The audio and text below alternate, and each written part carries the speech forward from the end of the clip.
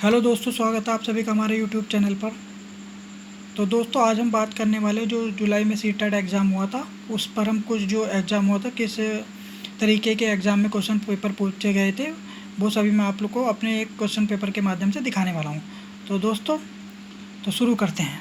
दोस्तों, जैसा कि आप लोग देख पा रहे होंगे, ये जैसे कि आप लोग देख पा रहे होंगे, इसमें जो मेन टेक्स्ट बुक है सी नंबर की है हमारी, ABCD इस तरीके से पैटर्न चलता है दोस्तों इसमें। और थोड़ा सब्जेक्टिव पोर्शन की बात करते हैं दोस्तों। जैसा कि आप लोगों को पता ही है, सीटेट में 5 सब्जेक्टों के भी ऊपर ये एग्ज़ाम होता है और प्रत्येक पार्ट के 30 नंबर होते हैं। टोटल ओवरऑल जो होता है 150 नंबर का एग्ज़ाम होता है। तो जो पहला सब्जेक्ट है दोस्तों, बाल विकास एवं शिक्षण शास्त्र, शिक्षा शास्त्र, जो 30 नंबर का है। दूसरा सब्जेक्ट जो हो गया दोस्तों, गणित हो गया, 30 नंबर का हो गया। 31 से 60 नंबर की इसकी क्वेश्चनिंग है, प्रश्न संख्या। जो तीसरे नंबर पर बात करें तो पर्यावरण अध्ययन है दोस्तों, इसकी जो प्रश्न संख्या है वो 61 से 90। बात करते हैं लैंग्वेज के पोर्शन की, भाग नंबर 4। यदि दोस्तों आपकी फर्स्ट लैंग्वेज हिंदी है या अंग्रेजी है, जो भी आपकी फर्स्ट लैंग्वेज है, उसकी जो क्वेश्चनिंग होगी, प्रश्न संख्या होगी, वो 91 से 120 के बीच होगी।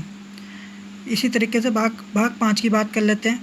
भाग 5 में अंग्रेजी लैंग्वेज है, हिंदी, जो भी आपकी सेकंड लैंग्वेज है, उसकी जो क्वेश्चनिंग होगी, प्रश्न संख्या 121 से 150 के बीच में होगी। तो दोस्तों, जैसा कि आप लोगों को पता ही है, मैं भी ये एग्ज़ाम में कई बार दे चुका हूँ। तो दोस्तों, आप लोग देख सकते हैं कि ये मेरा नाम है प्रहलाद कुमार। ठीक है दोस्तों, ये रोल नंबर है, ये सारी बाकी चीज़ें। तो दोस्तों, शुरू करते हैं आज की क्लास। तो दोस्तों, आज हम CDP पर, चाइल्ड डेवलपमेंट पेडागोजी पर, बाल विकास एवं शिक्षण शास्त्र पर बात करेंगे, कुछ किस तरीके से एग्ज़ाम में क्वेश्चन पूछे जाते हैं। तो दोस्तों, वीडियो पर बने रहिए। ठीक है दोस्तों, तो शुरू करते हैं। पहला क्वेश्चन दोस्तों, हार्वर्ड गार्डनर की दी गई बुद्धि की अवधारणा का निहितार्थ है कि, पहला ऑप्शन जो दिया है, बुद्धि का केवल एक ही आयाम होता है। दूसरा ऑप्शन, बुद्धि केवल प्रयोगात्मक अधिगम से संबंधित है। सभी लोग दुनिया को समान रूप से समझते और संसाधित करते हैं। अलग अलग आयामों में लोगों की अलग अलग योग्यताएं होती हैं। तो दोस्तों, जैसा कि आप लोगों को पता होगा, बुद्धि का केवल एक ही आयाम नहीं है, बुद्धि बहुआयामी होती है। तो ये वाला जो ऑप्शन है हमारा गलत हो जाएगा। ठीक है दोस्तों, बुद्धि केवल अधिगम से संबंधित है, बुद्धि केवल प्रयोगात्मक अधिगम से संबंधित है दोस्तों, ये वाला भी हमारा गलत हो जाएगा। हम अलग अलग तरीके से अलग अलग वे में सीख सकते हैं दोस्तों। ठीक है, केवल प्रयोगात्मक अधिगम से नहीं सीख सकते, और भी तरीके हैं सीखने के। ठीक है दोस्तों, सभी लोग दुनिया को समान रूप से समझते और संसाधित करते हैं। तो ये ऑप्शन भी दोस्तों गलत है। सभी लोगों को दुनिया को समान रूप से समझना और संसाधित नहीं करते, अलग अलग रूप से समझते और संसाधित करते हैं। अलग अलग आयामों में लोगों की अलग अलग योग्यताएं होती हैं। तो दोस्तों, ये वाला हमारा आंसर सही हो जाएगा। ठीक है दोस्तों, अब बात करते हैं सेकंड क्वेश्चन की। गणित में अपने खराब अंकों के बारे में बात करते हुए अभी कहता है, मुझे अंकों की समझ नहीं है। अभी अपने प्रदर्शन का कारण किसको ठहरा रहा है?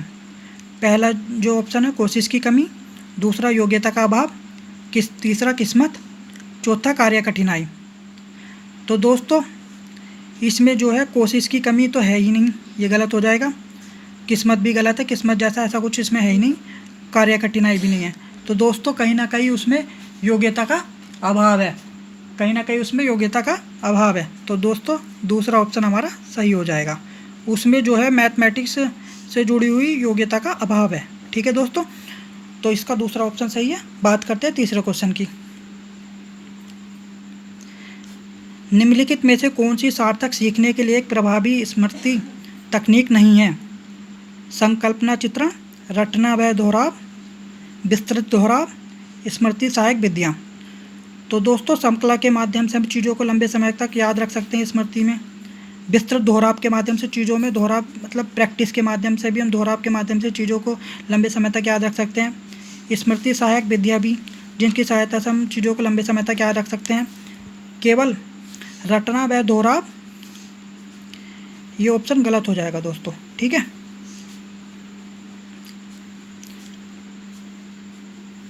बात करते हैं नेक्स्ट क्वेश्चन की दोस्तों।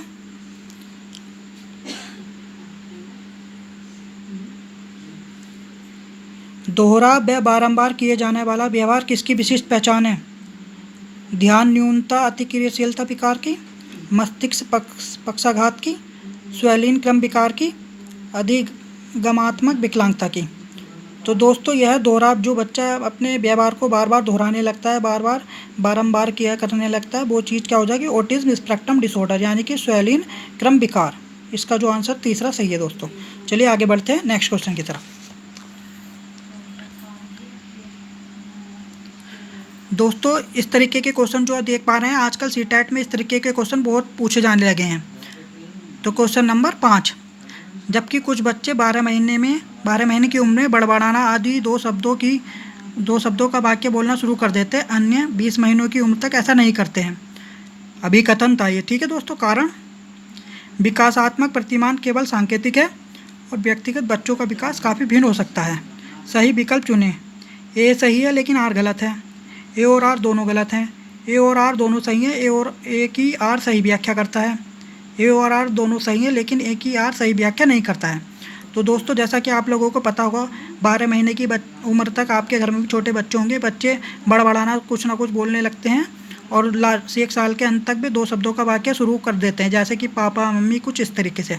और विकासात्मक प्रतिमान केवल सांकेतिक है और व्यक्तिगत बच्चों का विकास काफ़ी भिन्न होता है। बच्चों में विकास काफ़ी भिन्न हो सकता है, अलग अलग। अब बच्चे आप देखोगे तो उनमें विकास का जो अलग अलग तरीके से होगा, है ना, ठीक है दोस्तों। तो इसका जो दोस्तों आंसर, ए और आर दोनों सही हैं, ए की आर सही व्याख्या करता है। इसका आंसर दोस्तों तीसरा सही हो जाएगा। तो क्वेश्चन नंबर 6 पर चलते हैं दोस्तों। लैब बायोगोसी के अनुसार बच्चे अपने स्वयं के व्यवहार को किस प्रकार नियमित करते हैं? संतुलीकरण की प्रक्रिया द्वारा, पहला ऑप्शन, खुद को पुनर्बल के उपयोग द्वारा, अनुकूल की प्रक्रिया द्वारा, आत्मपाक के प्रयोग द्वारा। तो दोस्तों जैसा कि आप लोगों को पता होगा कि बच्चे क्या करते हैं, अपने आप को इनर स्पीच यानी कि आत्मवाक के प्रयोग द्वारा, ठीक है दोस्तों, आत्मवाक के प्रयोग द्वारा निर्देशित करते हैं। तो इसका जो आंसर हो जाएगा वो चौथा हो जाएगा दोस्तों। तो आगे बढ़ते हैं हम। क्वेश्चन नंबर 7, लैब बायोगोसी के सिद्धांत के अनुसार छात्रों के सीखने के अनुभव को बेहतर बनाने के लिए निम्नलिखित में से कौन सा एक अनुशंसित दृष्टिकोण है? छात्रों को कोई सहायता नहीं देना और उन्हें अपने दम पर संघर्ष करने के लिए छोड़ देना। छात्रों को ऐसा काम प्रदान करना जिसे वे व्यक्तिगत रूप से प्रबंधित और पूरा कर सकें। छात्रों को ऐसा काम प्रदान करना जो उनकी समझ के वर्तमान स्तर से पूरी तरह से असंबंधित हो। छात्रों के वर्तमान स्तर पर आधारित उनको उचित समर्थन और मार्गदर्शन के साथ काम प्रदान करना। तो दोस्तों छात्रों की कोई सहायता नहीं देना, ये गलत हो जाएगा, ऐसा तो है ही नहीं। छात्रों को ऐसा काम प्रदान करना जिसे वे व्यक्तिगत रूप से प्रबंधित और पूरा कर सके। नहीं दोस्तों, उन्हें ऐसा काम नहीं देना जिससे वो मतलब खुद ही किसी कार्य को करने लगे व्यक्तिगत रूप से, ठीक है। अपने मार्गदर्शन में उनसे चीज़ों को करवाना है। छात्रों को ऐसा काम प्रदान करना जो उनकी समझ के वर्तमान स्तर से पूरी तरह से असंबंधित हो। दोस्तों ये भी गलत हो जाएगा। छात्रों के वर्तमान स्तर पर आधारित उनको उचित समर्थन और मार्गदर्शन के साथ काम प्रदान करना। दोस्तों इसका ये वाला आंसर सही हो जाएगा। तो दोस्तों आगे बढ़ते हैं।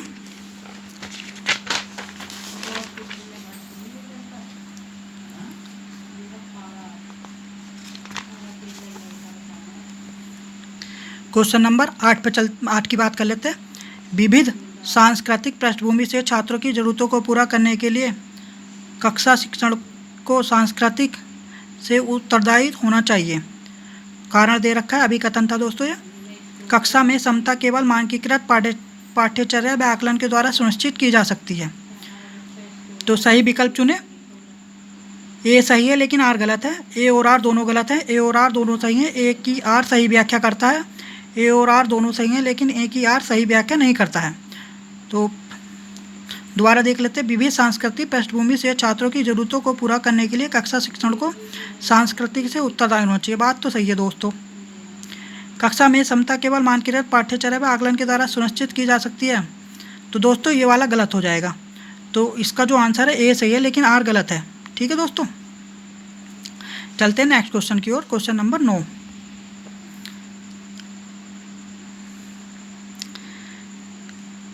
सामाजिक रचनावादियों के अनुसार अधिगम की प्रक्रिया में के बारे में निम्नलिखित कौन सा कथन सही है? अधिगम एक निष्क्रिय प्रक्रिया जो केवल अवलोकन के माध्यम से होता है, ये गलत है। अधिगम अर्थ निर्माण की एक सामाजिक प्रक्रिया है। तीसरा, अधिगम एक व्यक्तिगत प्रक्रिया जो अलगाव में होता है। अधिगम केवल कक्षा या औपचारिक शैक्षिक विन्यास में होता है। तो दोस्तों इसका आंसर जो हो जाएगा दूसरा हो जाएगा। अधिगम एक अर्थ निर्माण की एक सामाजिक प्रक्रिया है। ये निष्क्रिय प्रक्रिया तो है ही नहीं दोस्तों, ये गलत हो जाएगा। अधिगम एक व्यक्तिवादी प्रक्रिया जो अलगाव में होता है। अलगाव में तो अधिगम हो ही नहीं सकता दोस्तों, ये भी गलत है। अधिगम केवल कक्षा या औपचारिक शैक्षिक विन्यास में होता है दोस्तों, ये भी गलत है। तो इसका आंसर दोस्तों 2 सही है। अब नेक्स्ट क्वेश्चन की ओर चलते हैं। क्वेश्चन नंबर 10, प्रतिभाशाली बच्चों के संदर्भ में निम्नलिखित में से कौन सा सही है? प्रतिभाशाली छात्र हमेशा खुश, लोकप्रिय और अच्छी तरह से समायोजित होते हैं। प्रतिभाशाली छात्र अन्य छात्रों की तुलना में अपेक्षाकृत उन्नत गति से सीखते हैं। प्रतिभाशाली बच्चे सीखने की अक्षमता के जोखिम से मुक्त होते हैं।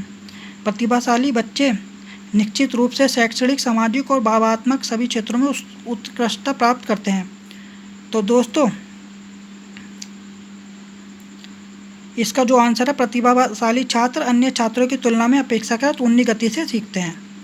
प्रतिभाशाली जिनका IQ ज़्यादा होता है वो एक नॉर्मल बच्चे की तुलना में थोड़ा अधिक तेज गति से सीखते हैं। दोस्तों इसका आंसर जो है दूसरा सही हो जाएगा। चलते हैं क्वेश्चन नंबर नेक्स्ट की तरफ। Question number 11।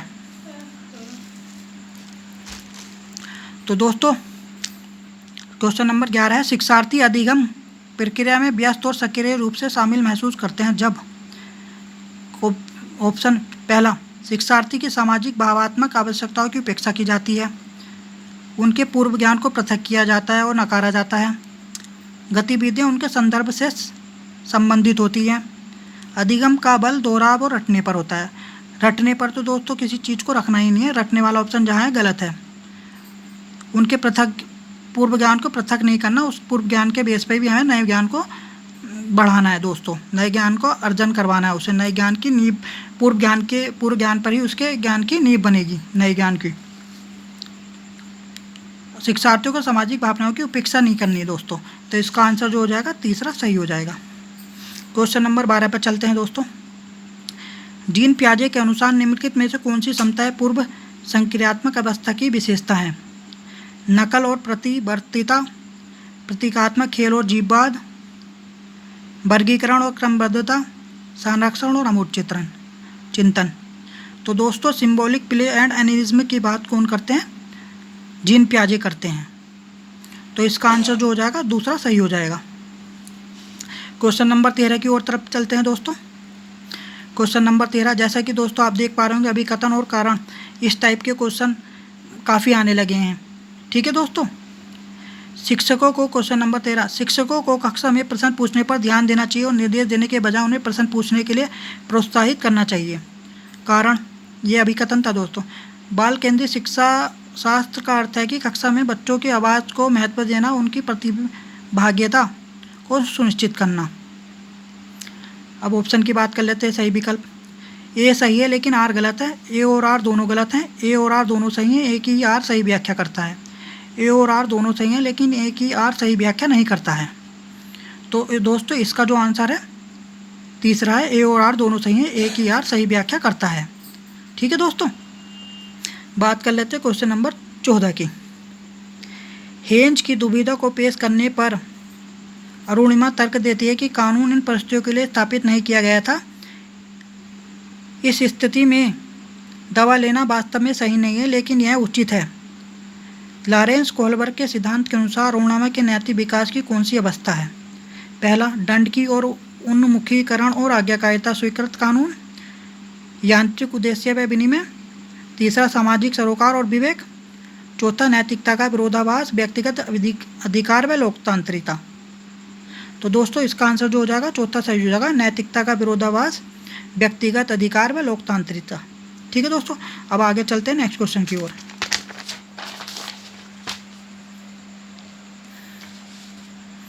तो क्वेश्चन नंबर 15 की बात कर लेते हैं दोस्तों।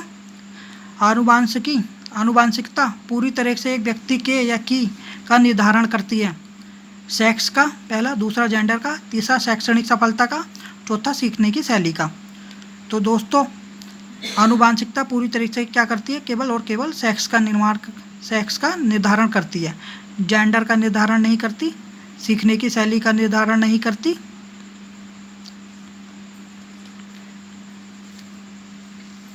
शैक्षणिक सफलता का निर्धारण नहीं करती या सीखने की शैली का निर्धारण नहीं करती। तो आनुवांशिकता से पूरी तरीके से क्या क्या होता है दोस्तों, देख लेते हैं। केवल और केवल आनुवांशिकता पूरी तरह से एक व्यक्ति के, इसका जो आंसर होगा दोस्तों तीसरा होगा, ये वाला जिसमें एक आ रहा है, पहला वाला। सेक्स का आनुवांशिकता से मतलब हाँ, आनुवांशिकता पूरी तरह से व्यक्ति के सेक्स का निर्धारण करती है। ठीक है दोस्तों, तो आज की क्लास यहीं समाप्त करते हैं दोस्तों। अगर आपको हमारी क्लास अच्छी लगी हो तो इस क्लास को लाइक शेयर करें अधिक से अधिक, और भविष्य में आपको ऐसी इंफॉर्मेटिव वीडियो मिलती रहेंगी, तो चैनल को सब्सक्राइब कर दें। थैंक यू दोस्तों।